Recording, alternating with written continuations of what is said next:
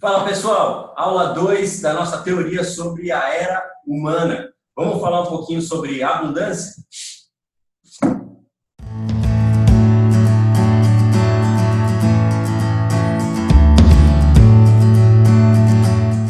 Bom galera, eu queria chamar aqui para nos ajudar a entender esse ponto um cara que é demais. O nome dele é Peter Diamandis. Ele foi um dos fundadores da Singularity University, um empreendedor de sucesso e um cara que criou uma teoria muito incrível, a teoria da abundância. Será que a gente consegue pensar num mundo melhor daqui para frente? É uma maneira muito diferente da gente olhar o mundo comparado com o que a gente vê na televisão. Mas eu vou deixar ele explicar porque o TED Talk dele está incrível. Então é um pouquinho mais longo que os vídeos normais, aí são uns 15 minutos, mas é uma palestra que vale muito a pena. Então senta aí, relaxa, pega uma pipoquinha e dá uma olhadinha nessa teoria. Let's begin. Threats in the wake of bin Laden's death have spiked. Famine in Somalia. Police pepper spray. Vicious cartels. Costa cruise line. Societal decay. 65 dead. Tsunami warning. Cyber attacks. Drug war. Mass destruction. Tornado. Recession. Default. Doomsday. Egypt. Syria. Crisis. Death. Disaster. Oh my God. So those are just a few of the clips I collected over the last 6 months. Could have easily been the last 6 days or the last 6 years. The point is that the news media preferentially feeds us negative stories because that's what our minds pay attention to. And there's a very good reason for that. Every second of every day, our senses bring in way too much data that we can possibly process in our brains. And because nothing is more important to us than survival, the first stop of all of that data is an ancient sliver of the temporal lobe called the amygdala. Now, the amygdala is our early warning detector, our danger detector. It sorts and scours through all of the information, looking for anything in the environment that might harm us. So given a dozen news stories, we will preferentially look at the negative news.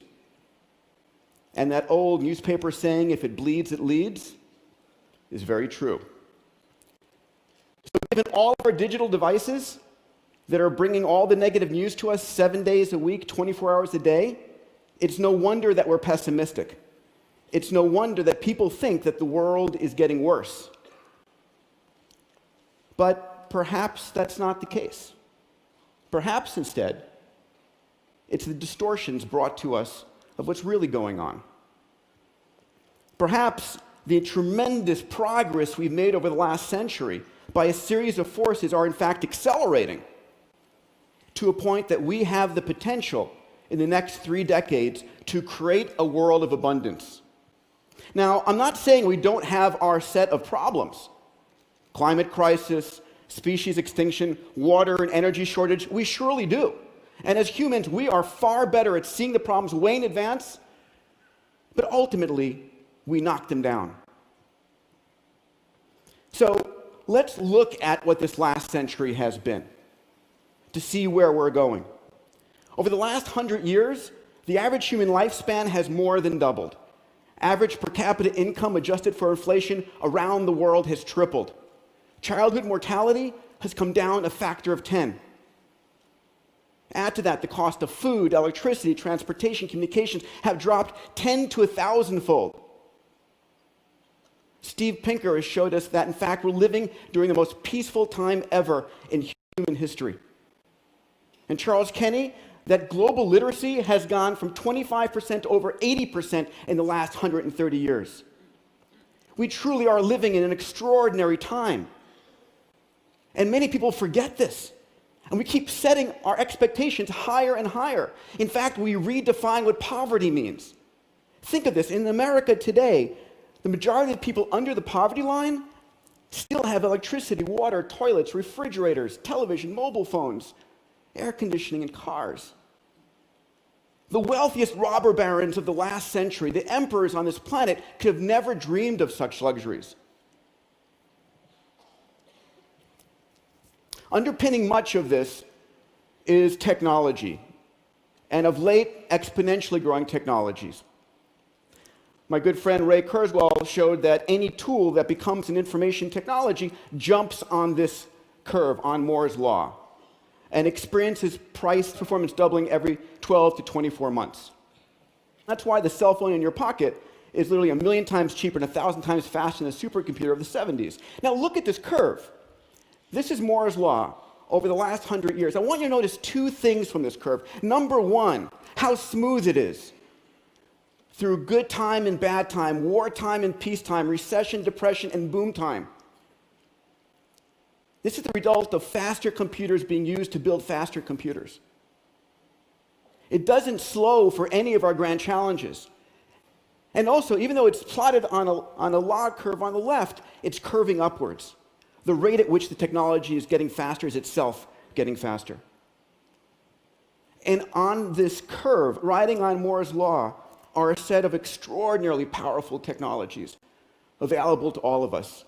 Cloud computing, what my friends at Autodesk call infinite computing, sensors and networks, robotics, 3D printing, which is the ability to democratize and distribute personalized production around the planet, synthetic biology, fuels, vaccines, and foods, digital medicine, nanomaterials, and AI. I mean, how many of you saw the winning of Jeopardy by IBM's Watson?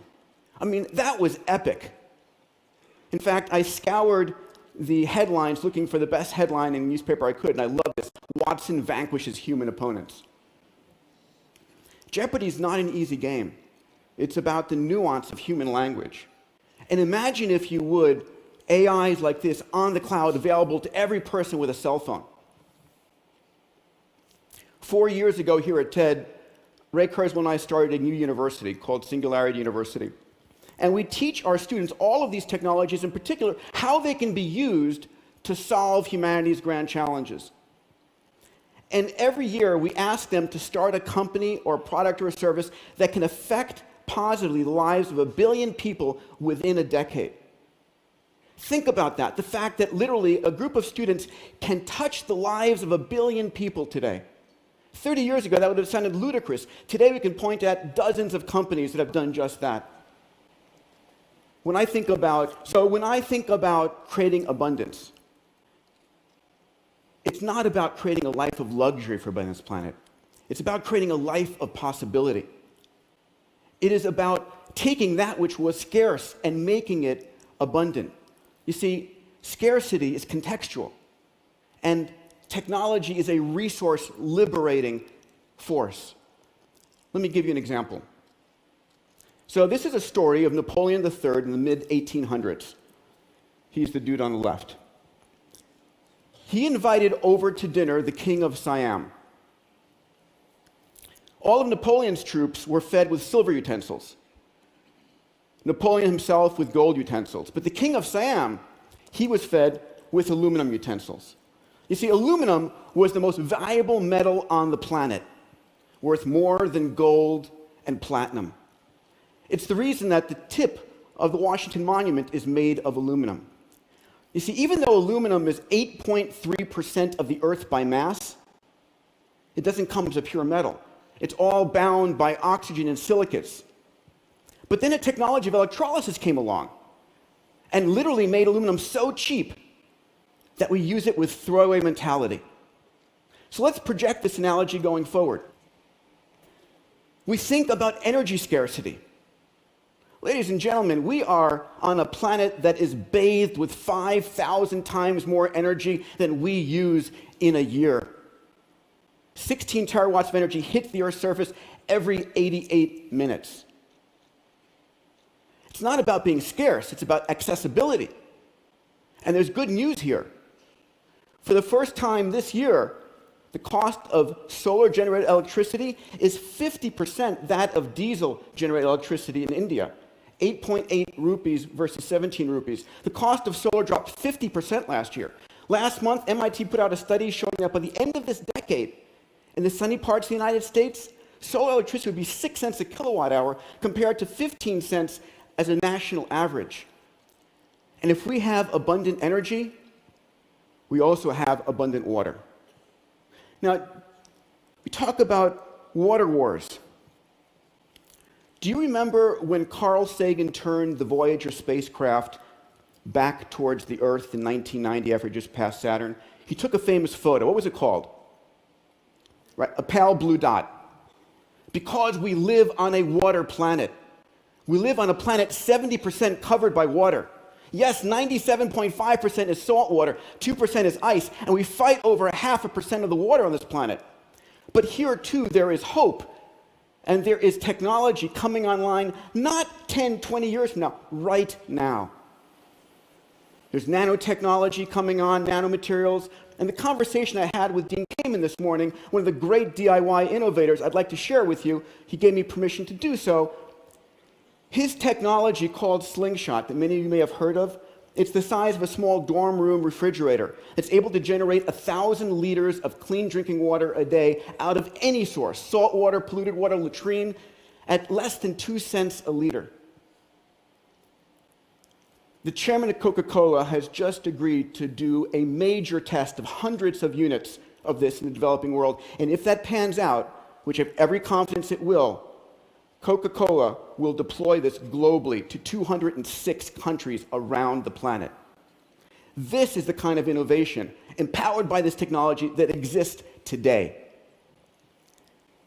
And we've seen this in cell phones. My goodness, we're going to hit 70% penetration of cell phones in the developing world by the end of 2013. Think about it, that a Maasai warrior on a cell phone in the middle of Kenya has better mobile comm than President Reagan did 25 years ago. And if they're on a smartphone on Google, they've got access to more knowledge and information than President Clinton did 15 years ago. They're living in a world of information and communication abundance that no one could have ever predicted.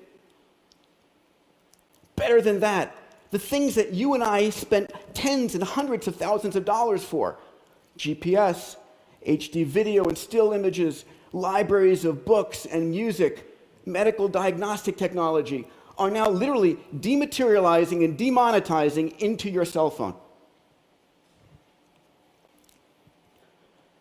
Probably the best part of it is what's coming down the pike in health. Last month, I had the pleasure of announcing with Qualcomm Foundation something called the $10 million Qualcomm Tricorder X Prize. We're challenging teams around the world to basically combine these technologies into a mobile device that you can speak to, because it's got AI, you can cough on it, you can do a finger blood prick, and to win, it needs to be able to diagnose you better than a team of board-certified doctors. So literally, imagine this device in the middle of the developing world where there are no doctors, 25% of the disease burden and 1.3% of the healthcare workers. When this device sequences an RNA or DNA virus that it doesn't recognize, it calls the CDC and prevents the pandemic from happening in the first place. But here is the biggest force for bringing about a world of abundance. I call it the rising billion. So the white lines here are population. We just passed the 7 billion mark on Earth. And by the way, the biggest protection against a population explosion is making the world educated and healthy. In 2010, we had just short of 2 billion people online connected. By 2020, that's going from 2 billion to 5 billion internet users. 3 billion new minds who have never been heard from before are connecting to the global conversation. What will these people want? What will they consume? What will they desire? And rather than having an economic shutdown, we're about to have the biggest economic injection ever. These people represent tens of trillions of dollars injected into the global economy. And they will get healthier by using the tricorder, and they'll become better educated by using the Khan Academy, and by literally being able to use 3D printing and infinite computing more productive than ever before. So what could 3 billion rising, healthy, educated, and productive members of humanity bring to us? How about a set of voices that have never been heard from before? What about giving the oppressed, wherever they might be, the voice to be heard and the voice to act for the first time ever? What will these 3 billion people bring? What about contributions we can't even predict? The one thing I've learned at the X Prize is that small teams, driven by their passion with a clear focus, can do extraordinary things. Things that large corporations and governments could only do in the past. Let me share and close with a story that really got me excited. There is a program that some of you might have heard of. It's a game called Fold It. It came out of the University of Washington in Seattle. And this is a game where individuals can actually take a sequence of amino acids and figure out how the protein is going to fold. And how it folds dictates its structure and its functionality. It's very important for research in medicine, and up until now, it's been a supercomputer problem. And this game has been played by university professors and so forth, and it's literally hundreds of thousands of people came online and started playing it, and it showed that, in fact, today, the human pattern recognition machinery is better at folding proteins than the best computers. And when these individuals went and looked at who is the best protein folder in the world, it wasn't an MIT professor, it wasn't a Caltech student, it was a person from England, from Manchester, a woman, who during the day was an executive assistant at a rehab clinic, and at night was the world's best protein folder. Ladies and gentlemen, what gives me tremendous confidence in the future is the fact that we are now more empowered as individuals to take on the grand challenges of this planet. We have the tools with this exponential technology. We have the passion of the DIY innovator. We have the capital of the techno-philanthropist. And we have 3 billion new minds coming online to work with us, to solve the grand challenges, to do that which we must do. We are living into an extraordinary decades ahead. Thank you. E aí, gostaram? Eu acho demais essa teoria do Peter Diamandis, dá uma esperança, uma vontade de viver, porque a gente está indo e construindo um mundo muito melhor daqui para frente. Não só o mundo vai melhorar, mas eu acredito que essa questão das melhorias tecnológicas vão nos liberar para pensarmos por nós mesmos, para sermos mais como nós deveríamos ser. Por isso que eu acho que esse é um ponto muito importante dessa teoria. Se a gente chegar no momento de abundância, nós vamos conseguir concentrar naquilo que nos faz diferentes mesmo, concentrar na nossa arte, concentrar na nossa criatividade, concentrar na nossa poesia, trazer coisas novas para esse mundo, né? Lembra que a gente falou da Revolução Industrial? A gente foi colocado dentro de fábricas para fazer o trabalho de máquinas. E a gente tem sido condicionado por tanto tempo, por algumas gerações, a pensar dessa maneira, pensar segmentadamente. Né? E chegou a hora da gente colocar aí o que as máquinas deveriam estar fazendo para as máquinas e a gente conseguir concentrar naquilo que nos faz diferente. E esse é o gancho para a nossa próxima aula. Eu vou mostrar para vocês um pouquinho dos avanços tecnológicos na direção da inteligência artificial que vão nos liberar para pensar mais como nós deveríamos estar pensando. Te vejo na próxima aula. Até lá!